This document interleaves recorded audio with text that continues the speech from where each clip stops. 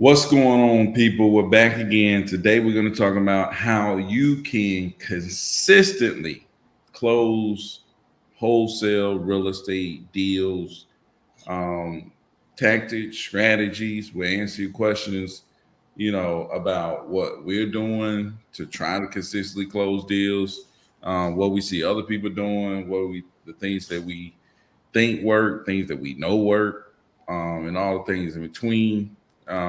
You're looking at somebody who started wholesaling about 4 years ago, and the game has changed since the market started to shift. And just learning how to stay consistent with closing deals is a big topic, right? And like I said, you got somebody like Cordero that's been wholesaling ever since he was in diapers.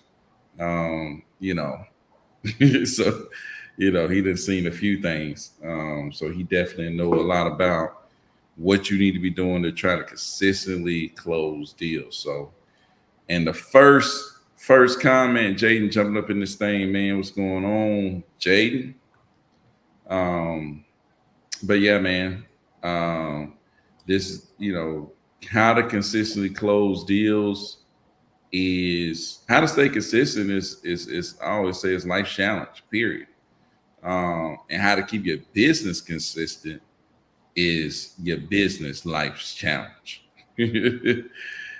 So but man, how do you stay consistent, Cordero? How do you stay consistent at closing deals? How do you stick to your ABCs? You gotta, it's like how you how you do anything consistently. It's just like the simple answer is just to always be putting the work in. I mean, just plain and simple. You gotta constantly be putting the work in. That's one thing about it. Even in this market, let's say that the deals are hard to get to. I'm just gonna take some example. Instead of cold calling 1,000 people, you got to cold call 10,000 people to get a deal.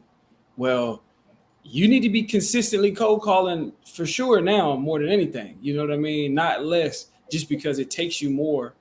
Maybe back in the day, you had to buy about 10, 15 PPL leads. Now you got to buy 20 to 25 to get a deal. Yeah. But you need to consistently buying those leads. So it's just like whatever you want the output to be, you got to be consistent on the input. That's what's going to equate. No doubt. Rolex said, y'all coming on. I'm sitting on contract. Rolex, I hope you getting on the phone with them and sending it over to them so they can go ahead and sign it over the phone. Yeah, I hope you ain't just shooting it out blind. Like, hey, hey, like we said this because we use, I know I used to do it all the time. You know what I'm saying? That's the way to do it. Until, dang, who said that? Because I thought we was together when somebody said that. I thought it was Keith Everett. Yeah, Keith said that. Yeah, Keith said that. But dude, I'm telling you, it's dang near. It's so close to 100%. It's so darn close to 100% sign rate that it's ridiculous. It's dang near 100%. It's company policy that we get on the phone, go over the contract, and sign it. I need to know you ready to go. You know what I'm saying? I'm telling you, dude. I don't know what the percentage was before, but I had tons of people in my that what hadn't signed. They kept sending them the contract over and over, sending another reminder. I'm looking. They viewed it. What time did they view it? What time did they open it? They probably doing this. You know what I'm saying? Nah, dude. Hey, we get on the phone. Boom, boom, boom. You know what I'm saying? They said they need to do this. Oh, send it to me. I gotta go to. No, hey, we gotta get on the phone. But hey, dude, I'm telling you, I've seen it over and over and over again. You get them on the phone, you review it. Man, it's ridiculous. Yeah. What do you think, Cordell? I mean, I know I seen night and day. I mean, I was talking to somebody earlier. It's like in the heyday, how many contracts were we getting? You remember I was talking about getting 7 contracts, like a contract every single day of the week. Yeah. You know what I'm saying? But we were just sending them out, hoping and praying that people would sign. You know what I'm saying? And a lot of people weren't signing, even then. You know what I'm saying? So, I'm just saying I've seen a lot of contracts go out. Like I couldn't imagine how many contracts I've sent out. A lot of them. But nowadays, it's like if it gets sent out, it's gonna get signed. Yeah. I think it's just doing that as a several variables that come into play. One, it's just like by the very nature to set it up, we gotta prime the seller to sign the contract. So Yeah. it's like what Byron said, we set an expectation. One, it's company policy that we send a contract over and we read it while we're on the phone. We let them know that because it is company policy, by the way. And I just want to make sure if we send this out, I ask them simple questions like, if everything looks good, is there any reason why we couldn't go ahead and get the process started today? Listen, do not ask them if everything, matter of fact, hold on. Don't ask them, can you sign today? If I send you over a contract, can you sign today? No, two things you do wrong there. The first one is saying, well, yeah, saying contract. You can say purchase agreement, but I'm saying the set them up part. It's just say, you got to add this. If everything looks good in the purchase agreement, when we go over it, can we move forward? That's the first thing. That if then part. You got to set them up, because if you just ask them, can we move forward? Then they're going to have to step in and say, well, if this looks good and if that's it. I'm like, yeah. Let me take that off the table. Assuming that this looks perfect, this will solve your problem. If I bring you the solution, like if I say, hey, Byron, I got this. I know you've been having problems with your knee. If I bring you some medicine that'll solve all the problems with your knee, would you be interested in that? He might be like, yeah, but I don't like to take medicine. But if I say, hey, Byron, if I brought you some medicine that'll solve the problem with your knee and it don't got no side effects and it's completely natural and it's very cost efficient, is there any reason why you wouldn't want to try that? Which brings me to my second point. I didn't say, do you want to move forward? I said, would you be opposed to moving forward? Or is there any reason why we can't move forward? Because the right answer to both of those questions is no. Actually, you ask a question to where if they say no, then you get the thumbs up, because people like to say no. So if I say, do you want to move forward? The question is yes. That's what I'm say yes. Yes. Exactly. Doesn't say yes. But if I say, is there any reason why we couldn't go ahead and if everything looks good, is there any reason why we couldn't get the process started today? No. I start thinking about other reasons. No. And then they said no, so they feel good. I told them no. So what you just said though made sense though. Like you was talking about my knee, it's like I might say no because this is exactly. They got a chance to bring up the reasons that they wouldn't, and that way you have a chance to go ahead and address the reason that they would before you just blindly send it out, not even knowing the reasons that they wouldn't. You know what I'm saying? That's what I was doing before. Like there was times I sent contracts out. Person didn't sign it. Next thing you know, we end up talking to them again. They're like, "Oh, I didn't sign it because I thought da da da da da." Oh, I didn't know if you would do this. And it's like, oh dang, yeah, we've done that. You know what I'm saying? You would have solved it, but you didn't address it the right way. You didn't have that conversation just right. That reminds me of a saying we always hear: "Closed mouth won't get fed." When I think about some of those old sayings, I think about them very literally, because you got to understand the closed mouth won't get fed because he or she won't speak up and say what they want. And the person who has the ability to feed them doesn't know that they're hungry. That's the whole point of the saying. It's two parts of that story that we tend to think just the guy who's hungry, he ain't saying nothing. It's his problem. And in this case, we don't know what the sellers have objections to.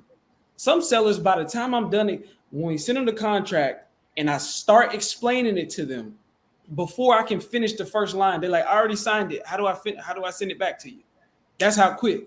But other sellers, they be worried about little stuff like, if I sign this, then what about this? If I sign this, then do I have to be moved out of the property by tomorrow? Just something silly that I wouldn't know that they had an objection about, or I wouldn't know that they had some sort of concern about. And so if you open it up that allows them to voice all of their objections, put them all right here, then you can deal with them. Help, that's kind of as part of your job. So yeah. And so that's one major thing that it does is priming them to sign the contract. And then also another thing, sending the contract while they're over the phone is We always say you got to control the controllables.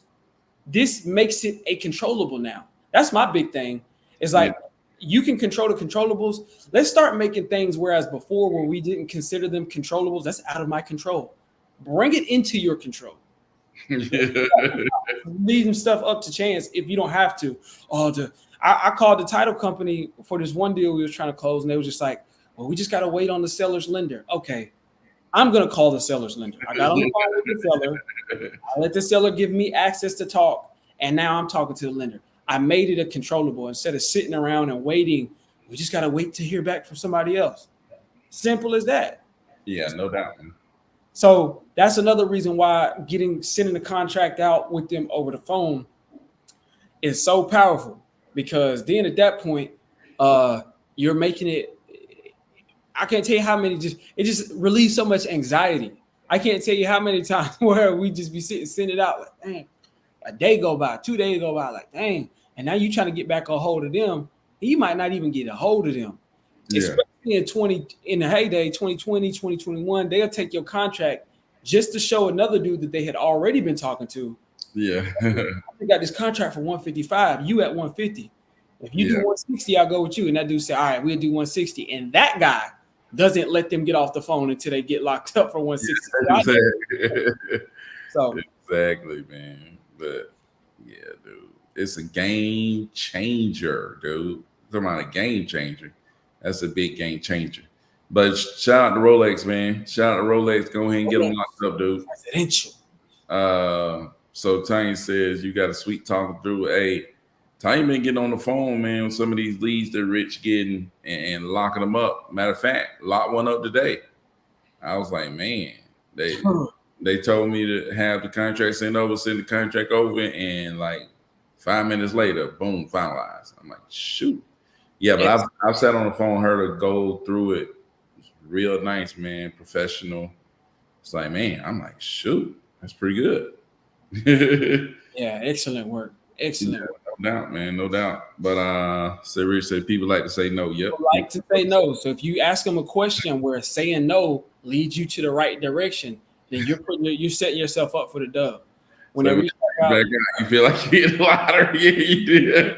Because usually when people, like, let's say for any reason the seller go off and stop talking to you, yeah, once they reach back out, that's like, you know what I'm saying? You're like, oh, here we go. That's like finding some money that you lost, or you know what I'm saying? Like, oh, where's that $20 bill I had? You know what I'm saying? Back before cars was really popping, and you used to have cash. You start feeling that pocket. You like, hold on. Oh, shoot. Again, back to controllables. You can only do so much with a seller if they're not answering your calls, if they're not answering your texts, if they're leaving you on red. You can only do so much. You know what I mean? You can control your controllables. So when they hit you back up, it's almost like when you lose that money, you're like, man, that money gone. That 20 gone. That 20 was gone. You know what I mean? And then it right there in your pocket, or it's in your car up under the seat or something like that. You're like, wow.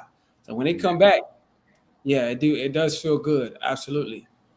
Or moreover to our point is when you on the phone, you walking through the contract and you see that they hit finalized or done or that completed copy, you go, oh boy, it's like, dude, music start playing in my head. Yeah, man. You like, let's go. Shoot, yeah, man. But yeah, man. I mean, I think, yeah, man, that's a game changer, and that feeds in, that goes into how to wholesale consistently, right? That's one big thing. Like getting on these phones and go through these contracts and make sure they sign. That's a big factor, right? That is the close. You know what I'm saying? You know what I'm saying? So that's huge. You know, the first thing I would say to consistently closing deals is consistently getting closable leads, because we've had time periods where we was getting leads consistently, but they wasn't very closable. You know what I'm saying? Like they wasn't very closable, but now it's like, man, we getting closable leads and doing very closable disposition strategies, right? Specifically the MLS strategy, the biggest buyers list on the planet. You know what I'm saying? So that the combination, man, the combination of finding closable leads and using, I would say, I'm going to use these words. I don't know, Cordero might knock me upside the head for using them. The ultimate disposition strategy, right? The ultimate dispositions strategy listed. it's, like, Yeah. it's man, it's I'm just seeing it and it's like, shoot. That's 100% game changer, man. I think, and it's just crazy how it's like the market changed and it kind of forced us into this direction. And this is better than what we could have ever thought the whole time. Exactly. Listen to properties, like as far as the disposition strategy goes, if you can secure that on the acquisition side of things, then from there dispoing that, it's like, dude, I mean, everything gonna come with its own challenges. Yeah, it's gonna You be got to deal with real estate agents. You got to deal with people trying to like snake you. You get a lot more people snaking you with this. I think that's why I was saying maybe we might need to have. I mean, we do everything virtually, and so having to rely on boots on the ground and only being in a place where you know somebody will limit you when that's not necessary. yeah.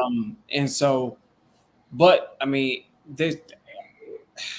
it's probably the ultimate exit strategy. Which actually, man, speaking of that, I got to get Jay's Florida lead back on the line because I called the title company and there's like, lady, no, this is something you definitely got to pay back. So we're probably gonna have to try to list that one, but I don't even know if the numbers will work out. She owed like a lot more than what we thought. So we'll talk about that. I might have to bring back because Byron do that more. I might have to bring you into the deal, Byron, and just have you list.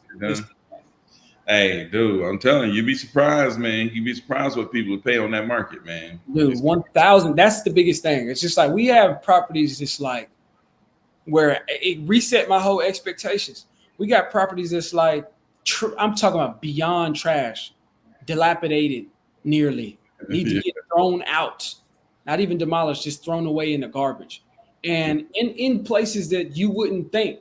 Like if you in Tennessee in Bell Buckle, you get property in Bell Buckle, War Trace, or Winchester, not near the lake, just in the trash part of town. Bell Buckle, baby. and the property's completely trash. You put it up there because that I don't know why we're getting offers far beyond what we would have ever expected. Yeah, right? sure. And we're closing on them, which is a blessing. Yeah. Why do you think that is? What we've had a couple of theories and strategies beyond why we think listing it, because these are the same people. We can access these people. They exist in the world, and if we got to deal to wholesale, why can't we just call those buyers? Yada yada yada. Why do you think, Byron, this disposition strategy allows us to get to those people, and they're paying more? Because a lot of these people that's reaching out and trying to get it, a lot of them aren't on people's buyers list because a lot of them have never bought before, or maybe they bought one property. You know what I'm saying? Maybe they got one, maybe they own their property and maybe one rental. You know what I'm saying? A lot of these people seem to be people that's like, I'm trying to either get my first rental or I'm trying to get maybe my second one. You know what I'm saying?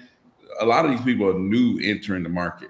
You know what I'm saying? That's the people that's going on Zillow. Like the experienced people, a lot of times, you're gonna find some on Zillow, but the people who overreaching, they looking on the market, all the stuff that's retail. If anything come in low, they like, hold on. Yeah, I'll take that right there. It's like, those are the people that we kind of seeing because, we seeing people that's just trying to get somewhat of a discount. They don't know any other way to get a property. You know what I'm saying? Zillow is it. They don't know no other way to get their hands on a property like an experienced investor would that's not going to pay that much.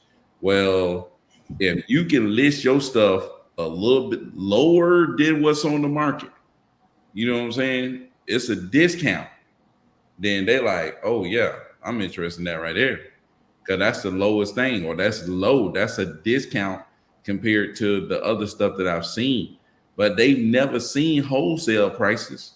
You know what I'm saying? That's like me when I bought my triplex. I bought my triplex. I was like, man, this is one of the cheapest things. It's in a good area. I had never seen wholesale prices. I didn't know. I never seen anybody send me a real wholesale price. Now I've had people send me stuff that's way too high. You know what I'm saying? They trying to wholesale it, but they got it way marked up. I've never seen real wholesale prices. You know what I'm saying? Where it's dirt low. You know, so people that ain't never seen that, they look at our stuff on Zillow and like, man, this is a discount, and they go after it. It get attacked. You know, so that's what I would say, man. I think that's the reason why a lot of the stuff be flying, because you got now before, like, how many people they said is on what's their platform? Not Lead Sherpa, Investor Live.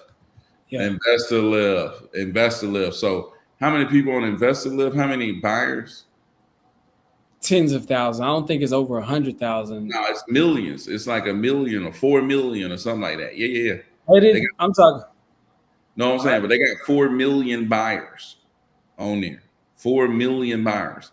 But once you put that thing on the Zillow, you know what I'm saying? We talking about probably probably billions of people. We got access to anybody people from all over the world that's looking at this stuff. You see what I'm saying? Yeah. It's like there's people all over the world, because people calling me. I'm like, man, they from, you know, India, Jamaica, you know, they from all over the place that's calling in, you know, and it's like, you know, they may have relatives that live here. They might live here themselves. I'm just saying it's a lot of different people from all over the place that's calling in, you know, and you got access to way more buyers. I mean, the buyer list that's on the MLS is way larger than Investor Live. And Investor Live is going to cost you what, $36,000 or something like that, $60,000 a year, something crazy. Hey, some crazy behind price for this. Yeah, we broke into the MLS for the free ski. It cost us something. It cost $150. Now that I'm talking about just, it wasn't completely free. It was a learning curve. We had to meet the right. That's what I'm saying. I'm talking about actually. And we lost. But it wasn't nothing like $60,000. It wasn't no 60,000. But I'm saying even that. iSpeed the Lead got what, Deal Speed or something like that. Deal Speed. But even though those platforms, they come with a big learning. They come with probably even a bigger learning curve. But they was only like, I'm just saying, Investor Lift, I think, because we used it, I'm just like, bro, hold on. This is some sort of, I think that they think very highly of themselves. Yeah. Because you see the little ads, we've got the new AI program coming out. I don't care, actually. We just found the perfect buyer for your deal in your area with AI. I'm like, bro, list it on the MLS.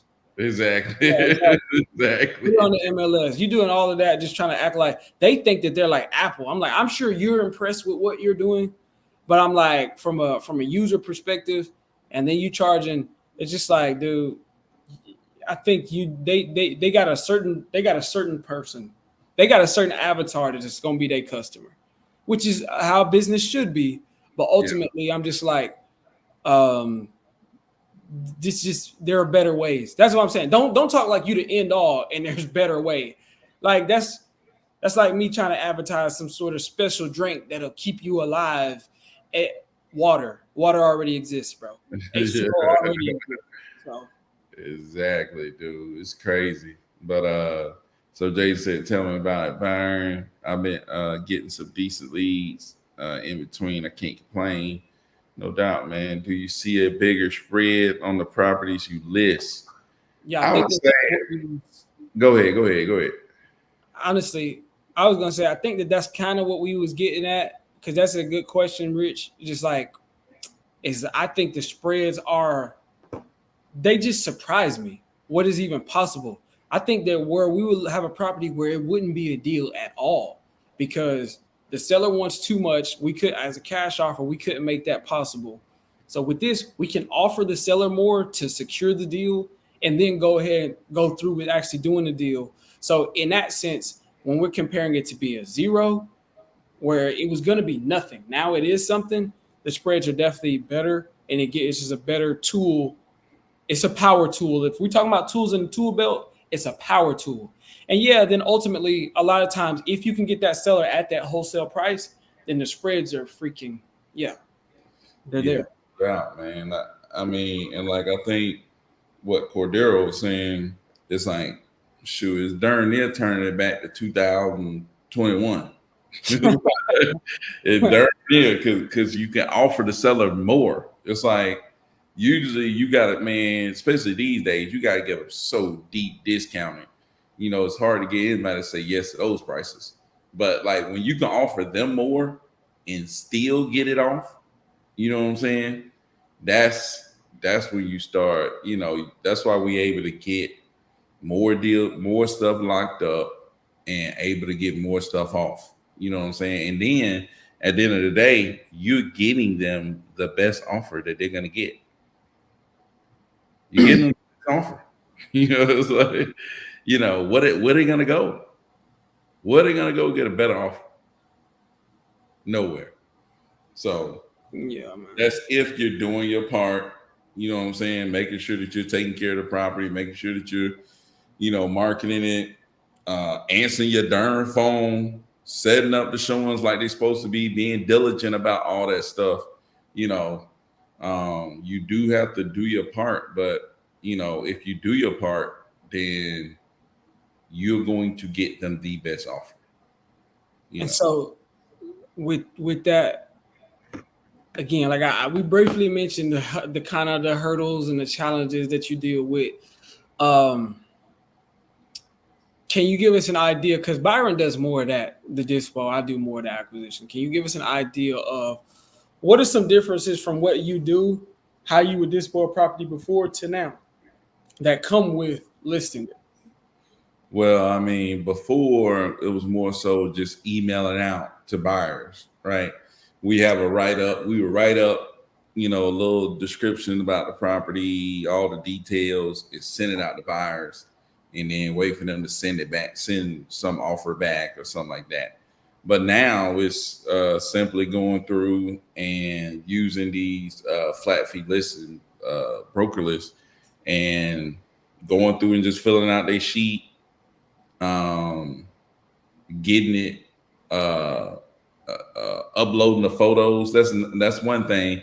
It's like we really wouldn't focus on getting photos as much. Yeah.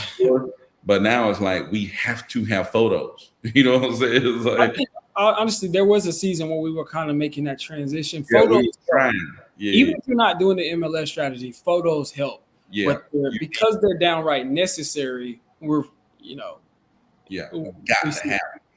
So, but yeah, so getting the photos. I think the biggest thing was getting the photos, going through when you go to list this thing on their website, it's a lot of, the form is ridiculously long. And, just filling stuff out is just ridiculously long. And it's a bunch of stupid questions. So it's just kind of annoying a little bit. But like I said, that's stuff I need to get off myself and set up systems where that can be automated and somebody can go and knock that out. But anyways, but yeah, going through and doing that annoying stuff, getting photos, uploading. Okay. Well, once it's active, you got to make sure you're fielding calls. It's like you got to be answering your phone whenever. You got to be pick up your phone, responding to people, talking to people, constantly. So, and then you got to vet out people. So, there's going to be people calling up that might be like we was dealing with buyers that may be trying to go snake you. It might be somebody calling up that's wholesalers that's trying to wholesale your deal. So what I'm starting to learn is like, man, we dealing with agents, dude. Like we dealing with agents. And what he means by that is because we've had some cats downright, and this because it happened twice. If it just happened once, I wouldn't even mention it. Maybe it was just a one-off thing. It happened twice. when Byron puts the information, he puts his name as the point of contact on the listing. So when they call, it's his name. We've had 2 people so far that I know of call the seller and say your name is on the listing. So they're lying, they're being dishonest. So what they're doing is seeing that it's listed and realizing that the seller, that we're listing it for the seller, and so they're skip tracing the seller, contacting the seller directly, and trying to so-called wedge themselves between us, as if in their minds they think that the seller doesn't know that we're listing it, right? Yeah. Well, we obviously are. We talk about the acquisition side of it. The seller signs an agreement. The seller knows that this is what we're doing. They're okay with it. Like, I mean, this is what we do. This is a part of the whole we couldn't list it without their permission. And so those are usually just one-off people who see the listing and are trying to waste the time. And so what Byron means when we're only dealing with agents, you cannot go to the house if you don't have an agent with you. Yeah. You cannot go to the house if you don't have an agent with you. Now, the agent and the buyers, I mean, we've dealt with this before. They can still be pretty trash. They can be pretty trash. They can still try to snake you, or they just careless in their work and unprofessional, but certainly careless. Hey, respect the seller, don't go over there, say nothing, and they'll go over there saying stuff anyway, whatever, right?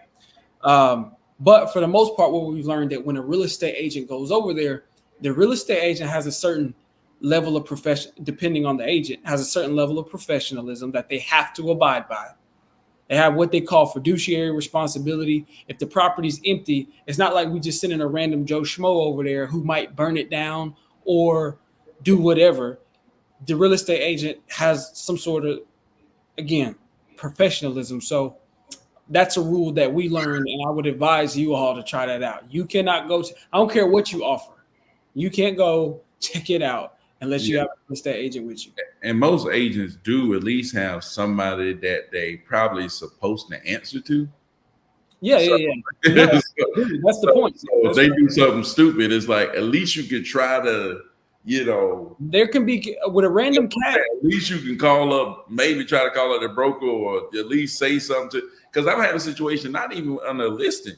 It was, matter of fact, was it when I was buying my house? We was dealing with somebody somewhere. We had to call the broker and was like, hey, this agent was doing da da da da da da da da.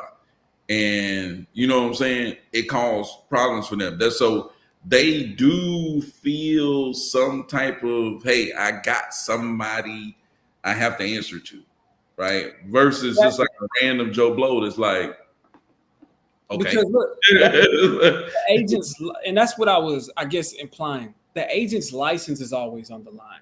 Yeah. They have a broker that they have to answer to. And if they are the broker, they are the head broker at the brokerage, then they have to answer to the commission. Ultimately, you can report that person. Yeah. Now, it depends on the realtor's commission or the real estate agent commissions. They might just give them don't do that again. And that's about it. But fine them $50 or something like that, depending on what they did. But they have something to answer to because they have a license, and they can get their license revoked, and they could not practice. If I don't have a license, I'm operating under the lawlessness of not having a license. You can't take what you're gonna take from me. I didn't break a law. I just didn't act professional. So you know what I mean? You have a certain code of ethics when it comes to. That's why realtors, and I'm always hard on real estate agents and everything like that. But we got to understand that real estate agents, they do have, when they come get their license, they pay, they go to the class, all the course, yada yada yada. They have a certain set of rules that they got to keep their license, not just to practice real estate, but to keep their license. So yeah, if we send a real estate agent over to the property, this person knows that they have some sort of they have consequential repercussions. Their license is on the line at the very least. You know what I mean? So that's and we've still deal with some trash, because even with that being said, still deal with trash. When I say professional, I mean eight times out of 10, they're going to be more professional to the seller, and you're not going to have, and their buyer client is a real buyer client. But that doesn't mean that they're going to be professional with us, per se. That don't mean that they're going to be nice to Byron, per se, because I don't know. I think he'd be dealing with some trash, man. Man, You already know they out there, man. You already know they out there. But like I said, they're less likely just because they do have something that they might need somebody that they might need the answer to, even if they ain't like gonna do nothing to them. People usually don't want to have to deal with being any kind of reprimanded or anything like that. They most of the time try to stay straight. You know what I'm saying? If they can. So, but yeah, man. So that's kind of a couple of things that we deal with. We're going through the process, but of course, and like people's like, oh, you just started doing this. Like, dude, we done this. Like, we did this last year. You know what I'm saying? It's like, this ain't our first time doing this or whatever, but this is like getting this actually rolling consistently. You know what I'm saying? Is and doing, this is like the thing that we do, because like now, shoot, we don't even send out contracts without the MLS listing thing. I haven't sent out one recently without the MLS listing on it. It's like, we always going for this. Like, this is what we're going for, number one. Anything else would be settling. Anything less would be unfair. Yeah. We found the right acquisition channel and the right disposition channel. And if you're in this business, that's what it is. You're putting those two things together. And ultimately, I was right. Go back and watch the footage, pull up the footage from over a year ago. I was just like, man, we going to list every property. Byron was laughing at me. He was like, yeah. He was super excited. And then we hit a lull. Yeah, I did say that. I do remember that. I was like, Cordero just excited, man. He watched one Sean Terry video. We listed that property, and then after that, we hit a lull just because I think we were really working on the acquisition, the deal. Getting the lead. Like, we needed to get the right leads in. That's what we was like. That's what kind of slowed us up. And so I was like, man, never mind the disposition. We just need to get the leads in. Now we got that, and now we here. So ultimately, don't even worry about it. I'll get my flowers when it's due. Sometimes someday somebody. Yeah. Click on what Jay said, that last comment, bro. Need to sell my house. Trash. You are stupid, man. But look, need to sell my house. As far as acquisition, that's a PPL service, a pay-per-lead service where they generate automated inbound online leads, and you pay for the lead per lead. Like, they send you one, it's like a $75 or $100 or whatever. You can put your bid. Need to sell my house fast is what it's really called. They send a lot of trash leads, but they will send you deals. It's like they're going to send you out of 20, you're liable to get 19 trash leads in one deal, but you're going to get that deal. So, and go back to also watch the video. I've been the only one consistently saying, do not sleep on Need to Sell My House Fast. I think they're great when you get that deal. Everything else, no, sir. When you get that deal, they're great. Everything else, dookie. I think you just got to stay consistent, man. I mean, I went back and did my numbers. Even over time, it's still a deal every 20. You know what I'm saying? And we still see it with other people. If you consistent, it's a deal every 20. Coach got his deal. Ed got his deal. My brother got his deal. It's like, if you're consistent and you go after these leads, and you just doing what you're supposed to do, dude, you're going to get the deal, man. Like, the deal's going to be in there. It's going to be up to you. It's going to be up to you to look, because Ed over here in the comment section basically saying what we're talking about here is just like, he said he thinking about taking his talents to properties. I'm telling you, don't sleep on Need to Sell My House Fast. And that's the thing. Sometimes you focus on the wrong thing. Yes. You know what I'm saying? Sometimes you focus on, they. What are you doing? That's most of the time what I do, man. Like, I'm gonna focus on what am I doing? How can I make it better? How can I get better? And then attack. Most of the time you think, oh, this about this lead, this about this lead. Like, dude, we had a lead that came in, and it was I mean, I guess we thought it was trash lead.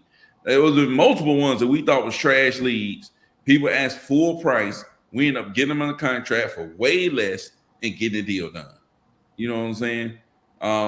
So you just gotta keep following up with people, keep talking to people, just keep going after it. You know, follow up, and you know what I'm saying. You just gotta go hard, man.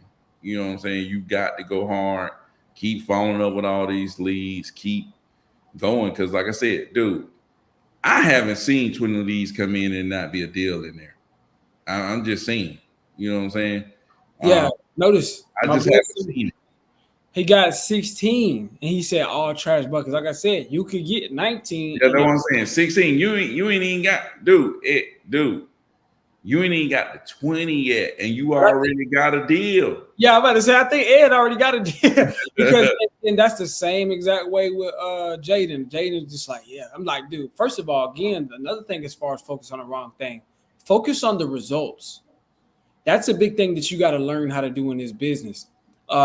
Is because, for example, even back when cold calling was a thing that I was doing, if you pay attention, it's just like being in the stock market.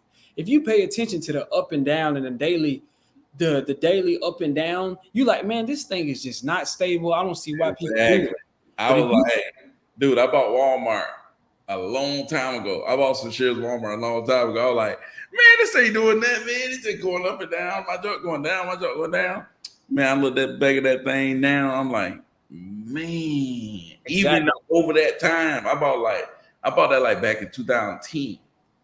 Oh, dude, I was like, man, if I'd have held on to that, I was like, man, that job way up now. Exactly, because it's about this staying consistent in what you do and just looking at the overall results. Because that's why we take a step and look back. You said you got yours after 12, so you bought 12 leads and got a deal, and now you're talking about I'm gonna leave this. Because while you're in it, the things that you have to deal with on the daily basis, try your patience. Just for plain and simple. And this is whatever. Even if you go to property leads, the thing about property leads is their user interface, user interaction, meaning how we use the website is kind of better. Like they'll give you refund on leads. If you can't get a hold of the leads, they'll help you get a hold of the leads. How they target the leads and their ads bring in a different quality of leads or a different type of person. It attracts a different type of person. But, ultimately it's just like, are you closing deals? That's why we do this, is to close deals. And you can definitely close deals on property leads, but you can't go to $75 on property leads like you can on Need to Sell My House Fast. And so do not sleep on that. It's being a business owner and talking about consistency is about being able to look at those numbers. And when you're dealing with them yourself, it gets tough because you're like, dang, I got to call. But it's just like, nah, bro. You just got to take a step back and be like, okay, what did I actually do? What ground did I cover? I mean, it's a lot of things in life I'm sure we can all attest to that really don't feel like you're making progress until you take a step back and look at the overall where you started at and where you at now. And that's kind of, you experience that because I'm only saying this too, because I'm not saying don't go to property leads, do both, but don't abandon Need to Sell My House Fast for that reason. Because ultimately you'll get in the habit of thinking, oh, if it don't feel right, then it's not right. Well, ultimately, sometimes the best things that you got to do don't feel right. Like cold calling thousands of people or spending your money on leads and they keep coming back trash after trash. That's, it don't feel right. But ultimately, you get that contract and it is right. That's what matters. Got a contract today. Appreciate the content provided. Shout out to Winston. Shout out to my guy, Winston. What happened? I got a contract today. Dang, Winston. What Winston at? I want some of that, Winston. Winston said, just got a contract today. Appreciate the content provided. No doubt, man. Hey, get it done, dude. Get it done. Hey, like we said, the acquisitions, time that, when you do your acquisitions, when you're putting properties on contract, consider your disposition. You know what I'm saying? You got to. that's what's gonna make the deal go smooth. You know what I'm saying? That's gonna make the deal go smooth. So Rich says, Cordero, he gonna give you your flowers, man. I ain't never seen that flower symbol right there though. You gotta go deep off in the emojis to I'm get telling you, dude. Thank you, Rich. Jeez. So Ed says, I'm taking my talent to property leads. I'm telling you, dude, you need to take your talents to man, you need to, I'm telling you, dude, you gotta keep grinding, working on yourself. You know what I'm saying? That's the most important thing. So Tanya said to me, listen to Rich talk to some of the leads. They really seem to appreciate listing it. A lot don't, because they worry about the cost of fixing. Yeah, no doubt. A lot of them, like the more we talk to them now, some of them are starting to be like fine with the listing. Because we like when we thought at first though, like how. Yeah. That's what I meant by learning curve too, by the way. Because we was just like, why would somebody? We couldn't figure that out. But as soon as you get sold on an idea, then you can sell other people. I can't sell somebody something that I'm not sold on. Yeah, I think that's what we needed to be sold. And man, I'm telling you, right. I don't know about you, but Dwayne, dude, is what did it me. That's when it all clicked for me. I think it was with Dwayne. I think it was. I gotta add it all together. It was that process with the property in Texas and Fort Worth. Yeah, and Sean Terry got us excited. Sean Terry got us excited. So really, honestly, a lot of credit. So that what Dwayne did. This was recent. After about a year later, Dwayne and then Caretha again. So really, Caretha and sealed it. Because Caretha the one that gave us access to the Sean Terry thing to begin. Yeah, Caretha the one need the flowers. Real talk. Caretha really is the one that helped me, that sold me on it. I mean, Caretha and Dwayne, but mostly Caretha. And you know what? You know who got Dwayne on? Caretha.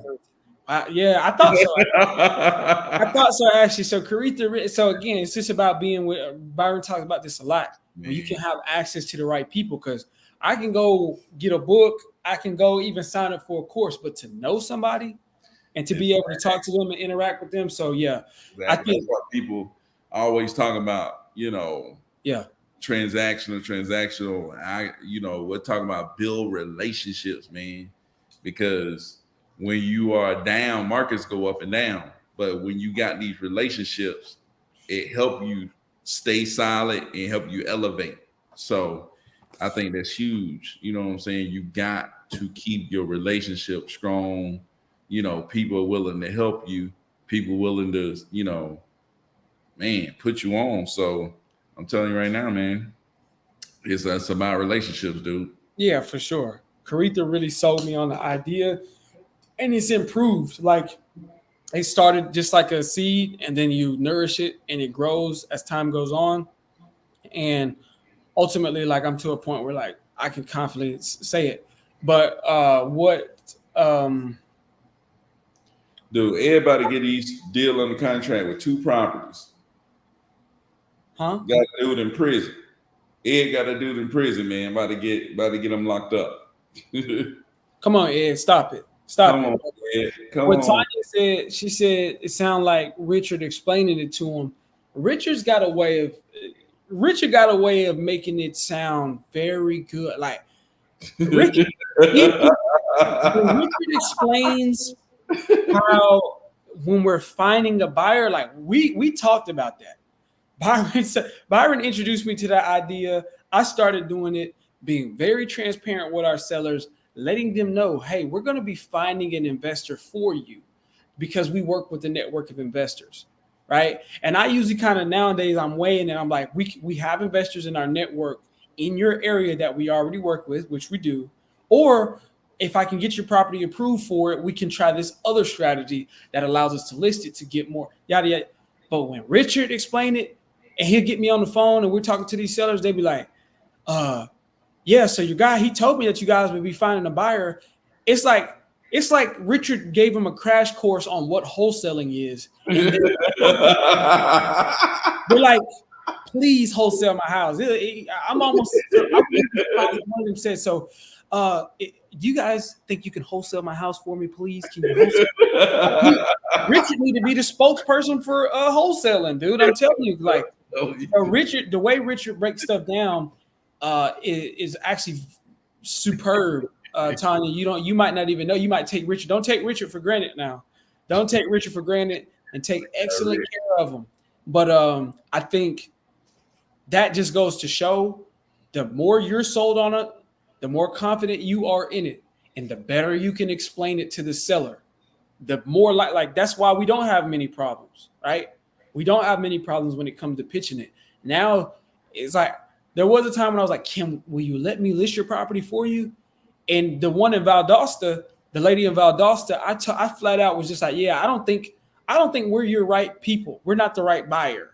Yeah. And she was like, we're investors. She's like, yeah, I don't think you are either. I was like, yeah, we're not. But we do have this program where, if you want to reach out to me, let me know. We do have this program where we'll list the property for you. We'll do this, and this for you. So just let me know. Give me a call back if any of that sounds appealing to you, because I know you could list it yourself. I gave her all the options. She was like, wait, hold up. You can do what now? And so this lady is beyond sold on the idea. And it kind of pushed me over the edge hearing how Richard does it. I was just like, now it's just like she's sold on she's sold on the service, but it's just like this guy's value. Reiterating this, I say this all the time. We provide value to people. We got to stop looking at it like, man, how can I please? It's just like, dang, how can I please give somebody some money? It's just like, that shouldn't be a hard thing to do. Exactly. Right?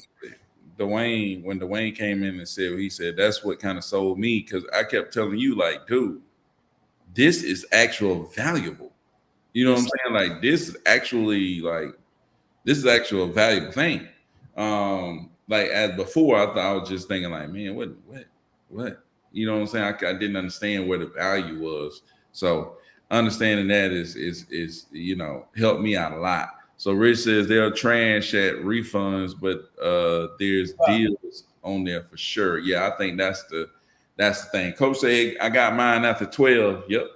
After 12 got his deal. He's gonna be closing next Tuesday, dude. Next Tuesday, Coach will be cashed out. I mean, they don't want to list with a real estate agent because they would have to fix it themselves, and pay the real estate agent on top of that. So it's a copy of that. I'm holding tight for sure. Y'all right. Positive thoughts breed positive results. Yeah, no doubt, man. Like I said, just focus on you. Lead, come in, call them up. Them 16 leads that you got, go call them jokers back. You know what I'm saying? Get people back on the phone. Because, you know what I'm saying? Most of these people, I would imagine that most of these people who coming on here ends up selling. So you need to continue. Because we would look at, even when we would text people, like people would say yes and then stop responding or stuff like that. We would look back and be like, those people sold. You know what I'm saying? So they actively reaching out. Like they gonna, you know what I'm saying? They something going on where they probably, most of them are gonna sell their property. You know, you just need to be there, keep following up. Like Earl say, always be there, be in the right spot. It's not about being in the right spot at the right time. Always being in the right spot. You know what I'm saying? Continue to talk, build relationship. You know what I'm saying? I got still leads I'm working on from March. You know what I'm saying? So, I mean, you just gotta keep it going. So Winston got his contract. So Jaden says, if you guys were dead broke and had to have a budget of how much to save to live safely and have a budget for 23 leads, how much would it be? Dude, I don't know. It depends on how you living. Yeah, I'm about to say, I'm not sure I entirely understand your question. In this scenario, are we living back home with our parents or are we paying our own bills? If I'm dead broke and I'm living at home with my mom and them, I'm just gonna work and buy leads as I go. You know what I'm saying? Much as I can. You know. You got 5 kids in the equation? I'm not entirely sure. I'm like, dude, if I got all these darn kids over here, I'm like, shoot. Let's assume what I did when I had all my kids, though. Yeah, I worked a regular job, and I kept all that stuff the same. All right. Well, now since all that is stable and the same, I'm gonna go do something that's extra. And so all the extra money is just extra money. So I'm gonna put all that extra onto the leads. You know what I'm saying? I put all that into getting batch dialer. I mean not batch dialer, the text that batch had, batch leads. I use that to skip trace. I use that for prompt screen. I use that to do all the stuff to text people and to cold call people. I think I was using call tools back then.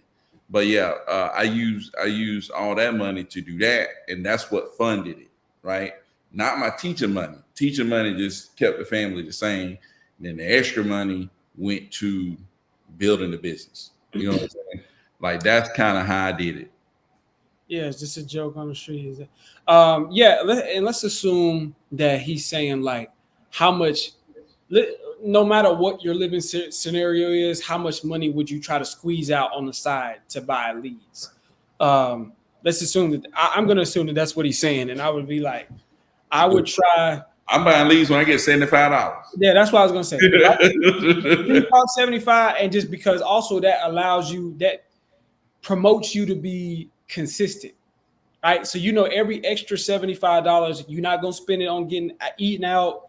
You're not going to spend it on, and then you can also break it up into bite-sized pieces. Now, it's obviously going to take you a lot longer, but it's better to consistently be chopping away at your goal than to not be doing nothing because I ain't got $2,500.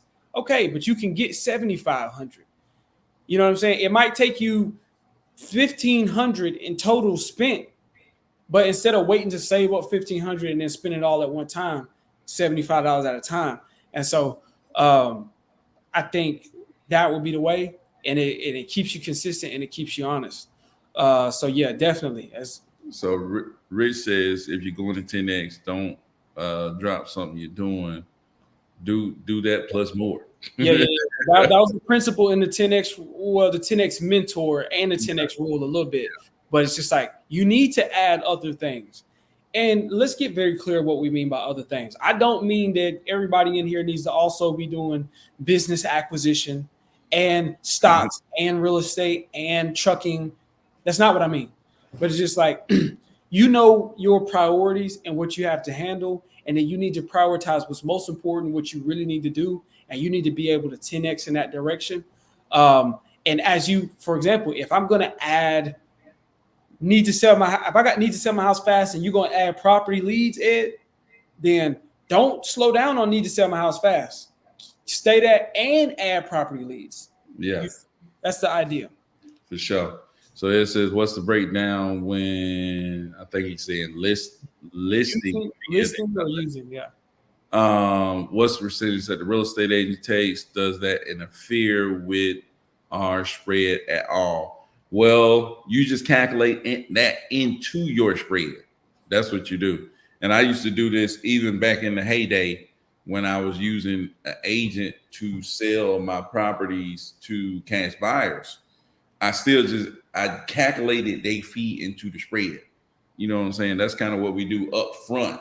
So we looking at it, we need to get them down here and we're going to be able to sell it up here. You know what I'm saying? With in mind that we do have to pay an agent 3%. You know what I'm saying? It's one agent and we have to pay them 3%. We keep that in mind, So Jaden said, yeah, that's a good point. It's like, it's that age-old saying, I'd rather have 50% of something than 100% of nothing, right? Yeah. And there's a balance with this because I want to add, don't be discouraged. Yes, that was a very good question too, Ed. Yeah, you do got to think of that. So I think you just touched on it, Byron. Really, we're not paying much on the seller side. We just pay the flat fee. It's mostly on the buyer side when they bring their agent. If they bring their agent and they're not going to pay and we got to offer to pay their agent, fine, right? But if the spread is 30K and calculate the agent percentage and they get 15K, that's a big chunk. That's a big chunk of your 30K. But every other offer wasn't hitting. You know what I mean? Every other offer wasn't hitting. What you gonna do? Say no to the 15K that you get to keep for yourself? Yeah. Say no, right?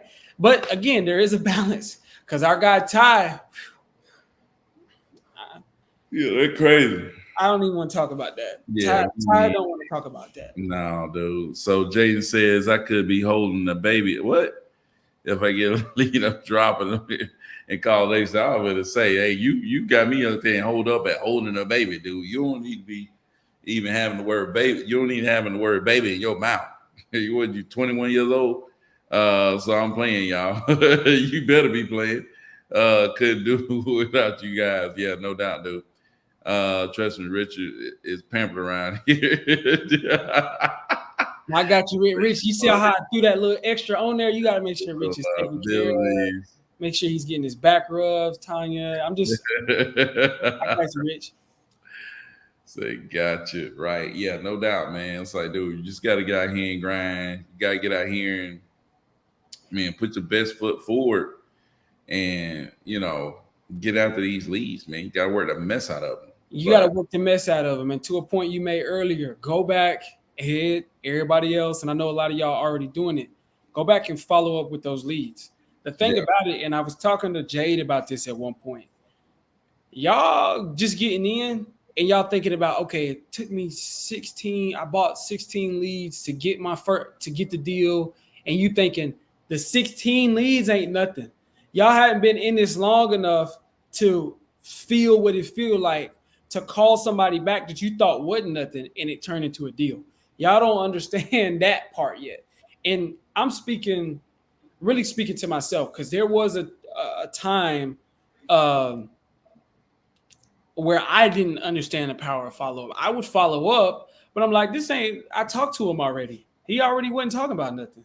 She already said she asking too much. But life changes, people change, things change. And when you get that person back up after they've gotten news that they need to sell, after they got news, or it don't even got to be bad news. Even if they got good news, I just got that new job offer, but it's at the other side of the country. I'm moving from Georgia to Seattle, Washington. And I'm really excited about this, but I got to move now in 2 weeks. That changes things. That make a person more pliable. And so if you don't follow back up with that person and keep talking to them and keep touching them, then you've shot yourself in the foot. You paid for a lead that you didn't really do justice to. And also maybe your strategy changes. Maybe something changed about you. Now you know about the MLS thing where we didn't even have that before. Now we can call some people back and say, hey, man, you wanted to get this, right? Well, what if I can get that for you? If I can make sure we get that for you and we can do this, this, and this, would you be opposed to letting us go ahead and list the property for you? No opposition? Okay, so that follow-up is going to be key. Follow up until they close, sell, or die. Jay said, I have a little brother behind. Say about the same as your son. He's one. That's crazy.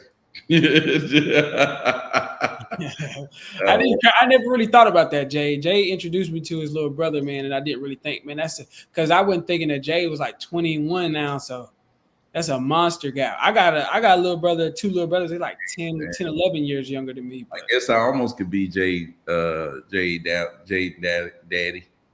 Dude, cut it out. Dude, you like 30. You like 35. Me and Jay probably about the same age. That's crazy, dude. But these young cats up in here, man. But shoot, man, we about to get off this thing, man. We had a good one tonight. Went through a lot of good stuff, man. Appreciate everybody who came through. Jaden, Rich, Precious, love me. Rolex, man, you gotta let us know if you got that deal or not. Tanya, you coming through. Ed, appreciate you coming through, man. We're gonna get that deal locked up. Don't worry about it. Coach came through, man. Coach, man. Can't wait. Coach might be the first person to close a deal. Yeah, first one to close it. Okay. And shout out to Winston for getting the property under contract. Yeah. No doubt, man. But shoot, appreciate y'all for coming through, man. All my people on IG that came through, appreciate y'all for coming through. And until tomorrow, man, peace out. Peace out.